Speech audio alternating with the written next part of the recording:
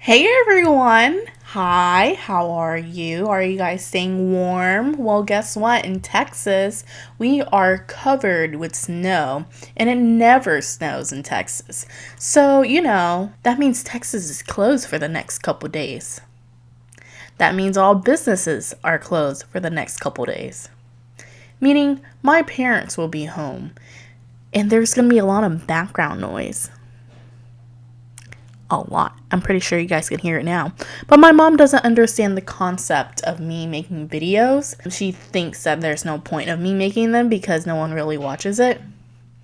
So she's in the kitchen being super loud, cutting things, and purposely making noise. So that is distracting. And Parker's on his way home too, so he's going to start playing Xbox. So I'm going to hurry up and try to make these videos really quickly. Anyways, I can't go to work because all the roads are super slick and all the businesses are closed.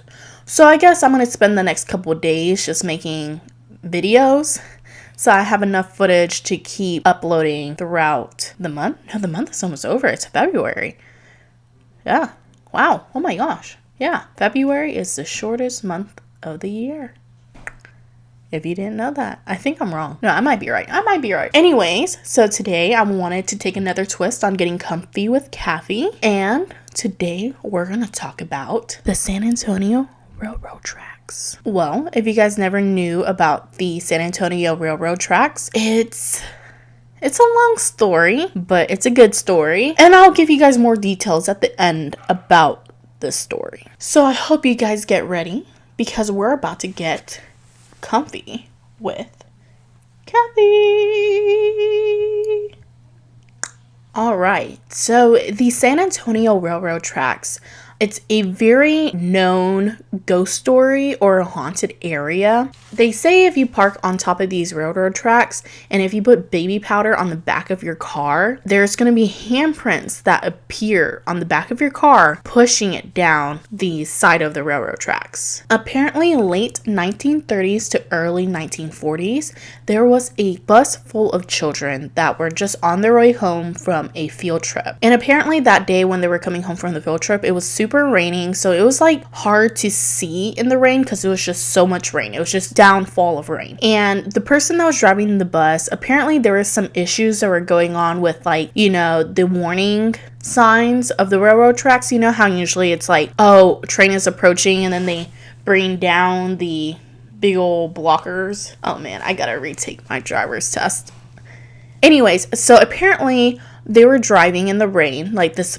And apparently whenever this person that was driving the bus went over the railroad tracks, the bus stalled. Meaning the bus just got stuck and they couldn't go over. This actually happens a lot with 18-wheelers. That's why they always recommend buses and 18-wheelers not to go over railroad tracks because there's a chance that they might get stuck. So when this happened, of course, the person that was driving the bus started freaking out, but they didn't want to wake up the children.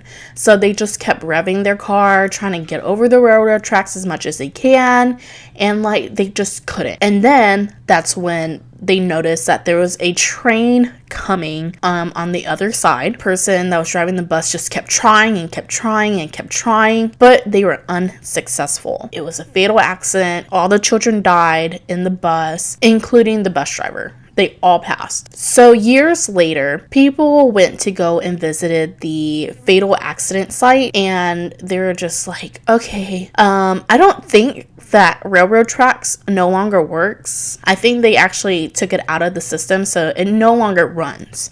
But they say if you go over there and you park on top of these railroad tracks, put baby powder in the back of your car, there will be children fingerprints that pushes the car over the railroad tracks. There's actually another story that's out there that said that a nun was actually the person that was driving the bus. She survived the bus crash, and that she came years later after the bus crash, years later after the accident, to go visit, and she couldn't take it anymore and she wanted to commit suicide. And whenever she went there, she parked on top of the railroad tracks, waited for the train to come, but miraculously her car started moving. Yeah, it moved off the railroad tracks.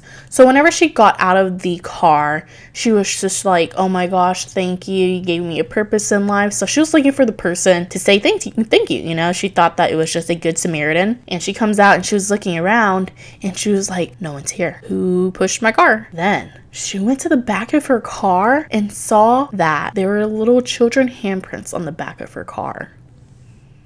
So people say, like, these children, they're the ones that been trying to help people, like help them from committing suicide and stuff like that. So they believe these children, the ghosts of these children are helping people get over the railroad tracks. But here's the kicker. This story is not proven to be true. There's no accounts of any accident that occurred around this time in San Antonio. But in Salt Lake, Utah, there was an accident that actually occurred around this time.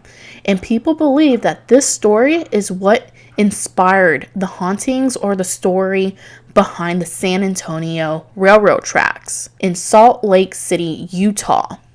And around December 1st, 1938, there was a fatal accident that occurred, but during a blizzard. Like, not a blizzard, but more of like something that's going on right now in Texas. Like, it just wouldn't stop snowing. And there was high winds, frozen roads, etc. And in this story in Salt Lake City, Utah, it's pretty similar on what happened in San Antonio. But instead, in this story, there was just blizzard conditions. The bus also stalled on the railroad tracks. And in this bus, there was about 20 children ages 12 to 18. A 55-car freight train just rammed into the bus. There were no souls that survived this fatal accident. So there's a lot of people who believe that this story may be true in San Antonio. But for me, I believe that this story was inspired by the Salt Lake City accident. I feel like tourists or just paranormal influencers created this story in San Antonio just to promote business. I don't know. That's my opinion. I feel like this was just made for publicity.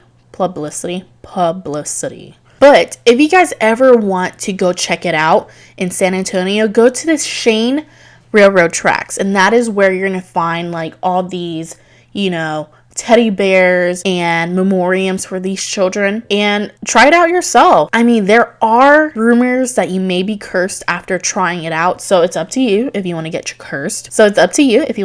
Or not, but in my opinion, I don't want to get cursed, so I won't do that. So, also, I believe the movie Fingerprints was also inspired by these stories. I think that's the name of the movie. I heard it's pretty good. I watched it like a long time ago. Completely forgot about it. I didn't know the movie was inspired by these stories, but check it out. So anyways, I hope you guys enjoyed this Get Comfy with Cathy. I know it was pretty short. I just wanted to make a quick video to talk about something a little bit spooky, trying out something new like an urban legend, and then trying to debunk it at the end. So I hope you guys like it. Please let me know in the comments below. I'm gonna be making a lot more videos this week since I have a lot of time. So I'm super excited. I do have a big juicy true crime story that I want to talk about coming up soon. Also a couple conspiracies and just a little bit of messy social media kind of stuff too. And I'm also gonna bring back my Reddit reviews. So I'm super excited. Thank you for joining in with me. Also, I wanted to make a note about all my blankets in the background. It's super cold, so I've been like super covered up. But I'm thinking like maybe in the backgrounds I should do teddy bears. Wouldn't that be super cute? And just have like, I don't know, like a decoration in the background. I don't know. I really do like the bed background. Anyways, so I'll see you guys soon. Catch you on the flippity flip. Cathy out.